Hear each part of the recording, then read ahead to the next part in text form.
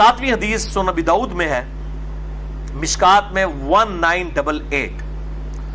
آپ صلی اللہ علیہ وآلہ وسلم نے فرمایا، یہ بہت کریٹیکل حدیث ہے، اس سے بڑے لوگوں نے غلط رزلٹ نکالے ہیں. آپ صلی اللہ علیہ وآلہ وسلم نے فرمایا، جب تم میں سے کوئی اذان فجر سنے اور کھانے پینے کا برتن اس کے ہاتھ میں ہو تو وہ اپنی ضرورت پوری کر کے اس کو نیچے رکھے.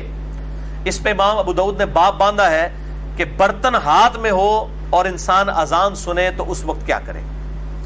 یعنی اگر کھا پی رہا تھا اور اسی دوران اذان شروع ہوئی، اس اذان سے مراد ہے کہ ختم سحری ہو گئی،